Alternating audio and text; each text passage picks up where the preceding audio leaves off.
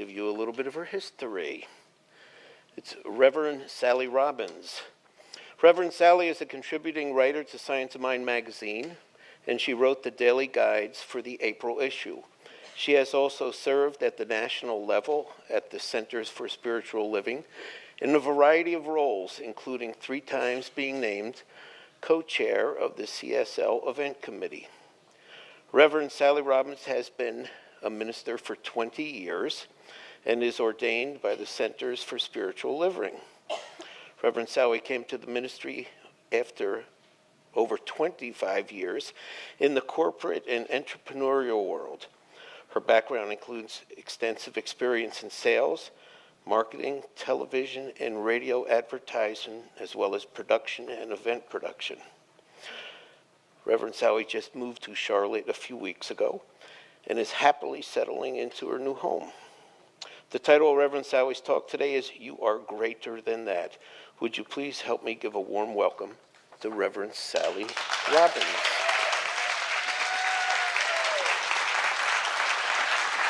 Thank you.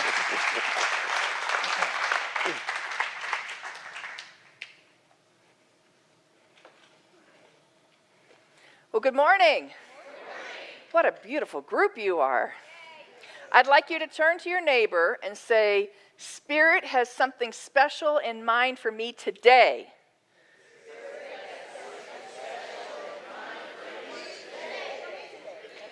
And now turn back and say, and Spirit has something for you too.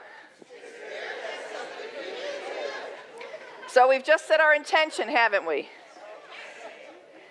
We've set our intention that there is something here. Now, last week I promised, what did I promise? Anybody remember? The secret of life. The secret of life. Well, the secret of life is this. Are you ready? Are you ready? Is the recording on? The secret of life is that there is something in you that is greater than anything in this world. And as ministers, it is our job to say that exact same message every single week in a fresh new way. So Dr. John and Dr. Barbara say the same thing every single week in a fresh new way. Is that right? Yes. So the title of my talk, You Are Greater Than That. Because how many of you have faced, maybe not right now, have faced maybe some prosperity challenges, health challenges, relationship challenges? A few of you. And if that is the case, I have wonderful news. That there is something within you that is greater than all of that.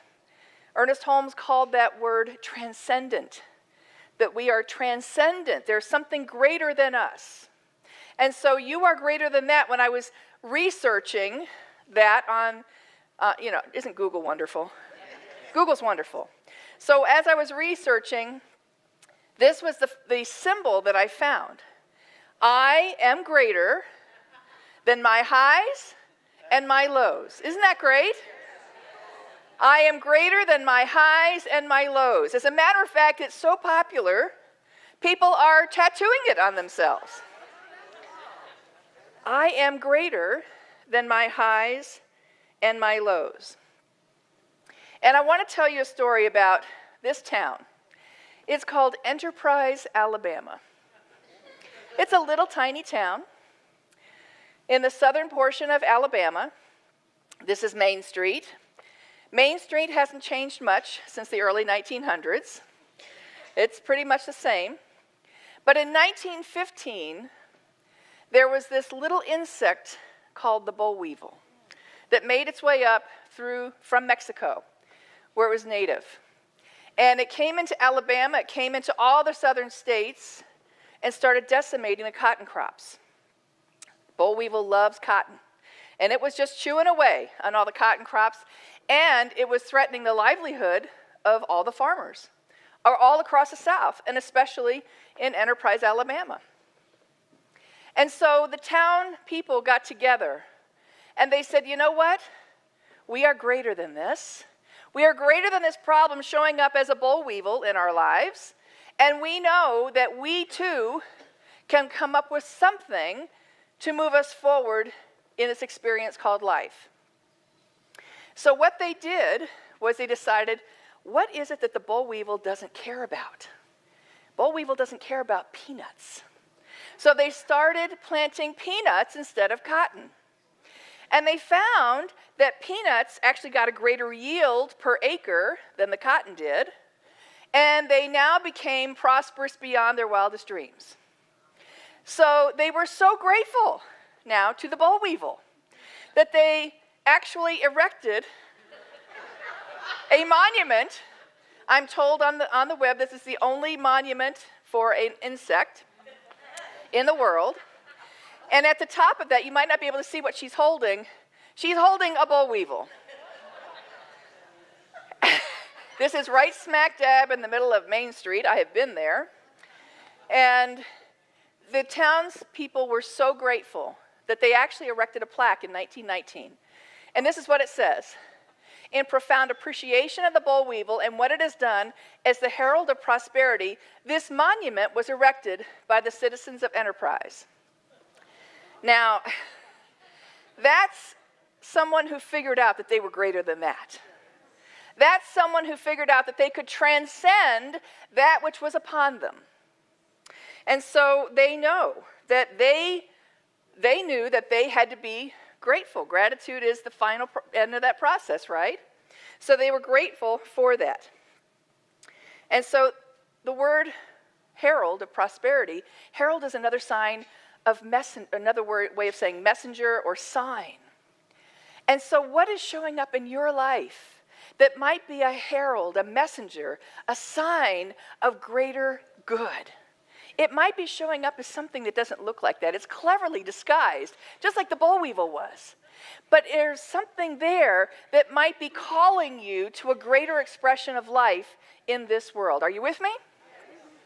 And so thus was born that very famous phrase, yea, though I walk through the valley of the shadow of death, I will fear no evil.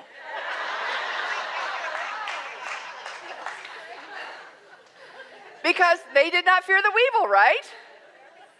And we don't have to either. You know, we need to look no further than nature to see the good, to see how we can transcend that which is appearing at the moment to look like lack or limitation. I used to live on the Gulf Coast, down in the panhandle of Florida, and we got hurricanes quite a bit there. And after one hurricane, my backyard was really flooded. And I looked out the door, the slider door, and I was looking, and it's like, what is that back there floating on the water? And so I walked out, and this is what I found. It was actually a clump of fire ants. This was a clump of fire ants floating on the water. And what I found was that one fire ant will drown in water. But when you put them together, they figured out there's something greater than us. And so they link their bodies and make a raft. And even more than that, when they sense that rain is coming, or a hurricane or whatever, they take out of the nest, out of the ground, they take the queen, they take the eggs, they take the food, and they form this raft, and they can survive for months on this. And I used to think when I first saw this, well, the ants on the bottom must be dead. Oh no, they take turns. So they'll float there for a while, and then they get up, and the other one comes down and takes its turn. Now, is that amazing? If spirit, if this greater good, this higher power, whatever word we choose to call it, has put this kind of infinite intelligence in an ant, can you trust that it's in you too? A few of you. Can you trust that it's in you too? Yes, absolutely. And so I know without a shadow of a doubt, when I'm reaching my boll weevil moments in life, when I'm reaching my hurricane moments in life, that I am greater than that. That there is something in me that is calling me forth to do a greater good. Albert Einstein had a wonderful saying. He said, within every problem lies an opportunity so powerful that it literally dwarfs the problem. Now, that's so true. That's so true. See, so many of us are sitting on the sidelines of life, thinking that we're being limited by something. I'm too old, I'm not educated, whatever the thought might be that we've attached to ourselves. And yet what I'm here to say to you is you are greater than that thought. And what do we say in New Thought? Think a new thought. So this morning, I'm encouraging you. I'm exhorting you. There's a word from the Bible. I'm exhorting you that maybe it's time to think a new thought. Maybe it's time to move beyond something that has stopped you before and say, wait a minute, I am greater than that. There is something within me calling me to a greater expression of life right now. And so you and I absolutely have the capability within us to move forward in a greater way. There is something more to this thing called life, and we all have access to it. When I reach a place in my life where I don't know what to do, and that happens from time to time, even for us ministers, when we reach that place, this is what I say to myself. I may not know the answer, but something within me does. Let's say that together. I may not know the answer, but something within me does. Because that I can claim right now that the finite mind that I have, that Sally has, may not have the answer. But there is a greater mind of which I'm a part, that I can say I absolutely know with certainty that there is an answer and that something within me knows that answer. I simply wait upon, with bated breath, for that answer to come through me. Can I get an amen to that? Amen. So you and I have this capability within us to be greater than anything that we are facing. Anything. Tune into that infinite power within you. Tune into it. Amplify it. Claim it. Be it. That's the secret of life, my friends. That is the secret right there. That you have that power, but guess what? You have to use it. You have to use it. So many times I've worked myself through a problem without tuning into that power. Anybody with me on that? Thinking I got this under control. And then I realized that the latent power within me could have done it so much easier, so much quicker. But I'm a little hard-headed sometimes. And so I get to know that the sooner I turn to that infinite power, the sooner I have access to the world around me, conspiring for my good. Conspiring. Ernest Holmes says, hell cools off when we think of heaven. One of my favorite quotes from the Science of Mind textbook. Page 314, paragraph 2. Hell cools off when we think of heaven. And yet how many times have I wasted energy, time, thinking of hell? I've been thinking about my boll weevils way more than I've been thinking about my peanut crops. And so I know that this is the moment that I can claim, the holy instant, because the only time we have is when? Now. That's the only moment we have that I can absolutely, with certainty, claim. I am greater than this. I may not have the answer, but something within me does. Are you with me? Yes. Okay. So when we are in that place, when we are tuning into that infinite power, God is right there with us. Spirit is absolutely awaiting the recognition, awaiting that presence that we come into that is deep within each one of us. And as soon as we let go of our finite selves, thinking we can do it all. Am I the only one in the room that ever thinks that? Just a few of us. I get into my head way too much. Can you identify with that? And I start thinking, I can run this part of my life when what we're here to do is learn. There are not compartments of life, that all of life is God. All of life is awaiting for the recognition that we are here to be blessed beings. So you and I get to practice on a daily basis who and what we are. I have another story for you that really shows how some people have dedicated themselves to showing up and being who they were meant to be. This is Middlebury, Vermont. It's a beautiful town.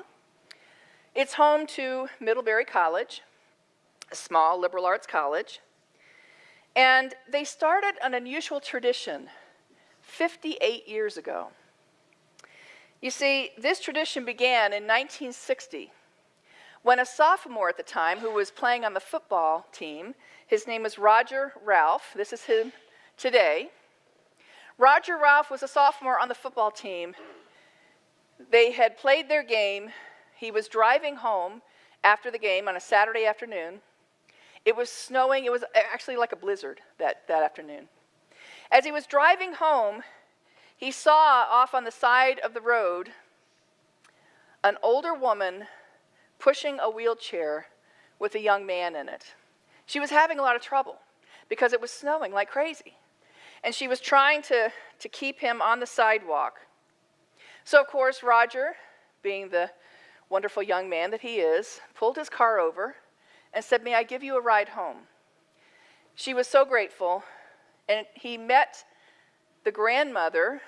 She was his grandmother, but who he really met and struck up a friendship with that day was a man named Butch. He was 13 years old at the time. Butch has cerebral palsy, and so he cannot walk. He cannot do most things that you and I do for ourselves every day. And he was in the care of his grandmother. But the great thing about Butch was he loved football. He loved his home team, which was Middlebury College. He knew that he would never go to Middlebury College, but he loved their football team. And so his grandmother, at great physical exertion to her, would push him to the stadium and take him back home again, no matter what the weather was. So Roger got an idea. He said, "You know what? This woman should not be doing this every week." So he promised Butch, he said, "You know what?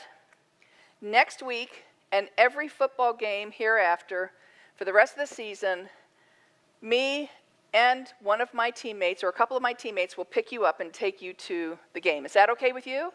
And Butch said, "Absolutely. Yes." He was so excited. And so Butch started coming to the games, not only in the stands. Now he was sitting on the sidelines with the team, which just was beyond thrilling for him. And so the football team took it upon themselves to bring Butch to the football game every Saturday afternoon. They would make sure that somebody had a big enough trunk that they could put his wheelchair in. They actually had to lift him out of his wheelchair into the car. Fortunately, they were big football players. They could handle this. So when the football season ended, Butch said, "You know, I really love the basketball team too."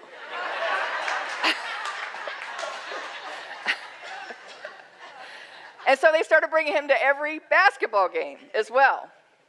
That was 1960. Since then, 58 years now, every football game, basketball players bring him to the football games. Every basketball game, football players bring him to the basketball games. And so Butch has grown up with these wonderful young students.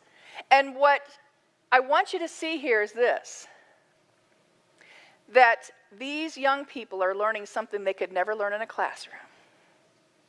They are learning that they are there to be of greater service to this planet. than they might originally have thought about. And so that tradition is passed down that as soon as somebody comes on as a freshman on the football or basketball team, they get Butch's address. The school has now bought a van. And the school has really taken him in. There's a whole page on their website devoted to Butch. And so they know it's time to pick up Butch. So picking up Butch has become their way of serving. And so the young lady in the orange sweatshirt in the back there, she was on their track team. And so about 10 years ago, she started tutoring Butch because he never really did finish school. So she started tutoring him, and after a few years, he was ready to take his GED, which he passed. Yes. Yes. So the other athletes, the track and field, you name it, everybody adopted Butch. And would you say that they're better for it? They found something greater than themselves. That service is the way. Sacred service, seva, is the way of spiritual practice, is it not? And so we get to see that there is something greater than us in so many things. That when you walk in this door and you're greeted by a loving smile and a hug, that's something greater than you and that person who's doing the hugging.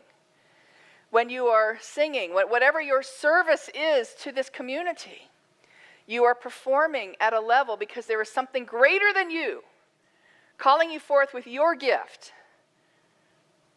And so you get to decide, how am I going to show up in this world? How am I going to be a part of something that is greater than just me? How am I going to be a part of the love that I want to continue to spread in this world? And see, the other thing I want you to notice here is Butch decided that he was greater than his cerebral palsy. Butch could have spent an entire life locked up in a home, in a wheelchair, with somebody caring for him.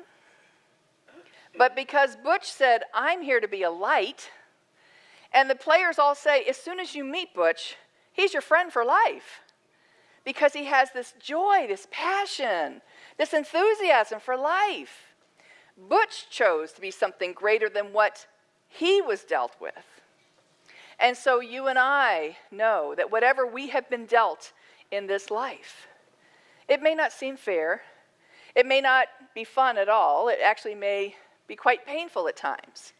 And yet I do know this, that there is something greater birthing through you right now. Something greater pulling you forward into a greater expression of life. We are always evolving. We can delay it, but we are always evolving. So how about you? Is there something in your life that you are greater than? That maybe you can give yourself a little nudge today? Anyone? Anyone? Anyone? Okay. This is where the rubber meets the road. Because it's really nice to sit here and hear all these wonderful things on Sunday mornings. But are we going to go up and practice it? I love the sign that says, go out and make this world a better place. Is that what it says? Yeah. That is fantastic, because that is what Science of Mind is. It's not just about learning all these wonderful principles. It's being them. It's doing them. It's practicing them. It's embodying them. That is what we are here to do. I'm going to close with a quote by Wayne Dyer. When you stay on purpose and refuse to be discouraged by fear, you align with the infinite self in which all possibilities exist. Can I get an amen to that? Infinite possibilities are within you right now. Claim them. Know that they are there for your highest good, because you are greater than your highs and your lows. You are greater than your highs and your lows. Namaste.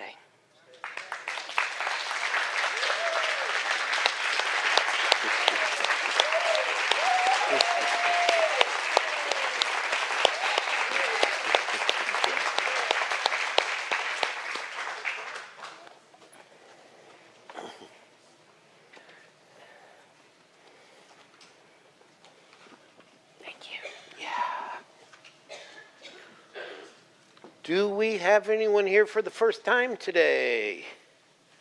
Okay, we've got some cards to hand out, some free literature in the bookstore, I believe.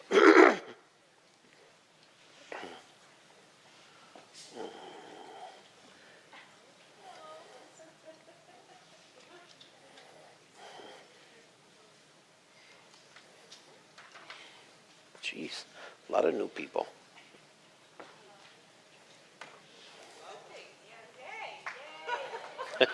Welcome. Okay. All right.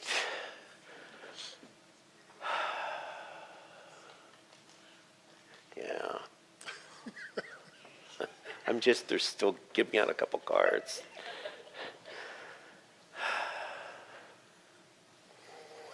Okay, it is time for our giving of love.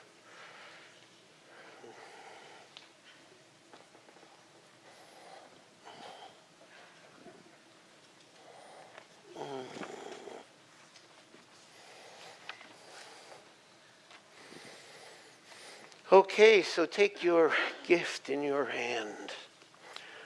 Place it on your heart. And feel the beating of life within you. Knowing you are the gift. And the gift of the divine flows through you. So we take this moment to fill it. Whether it is time, money, love, support. They are all important. So we give thanks for your contribution to the center, to all that it does. And so it is. Investment affirmation. Oh, that. Okay. I freely and joyously give from the abundance of my overflowing wealth, knowing my gift goes as love as it touches and blesses the world. And so it is.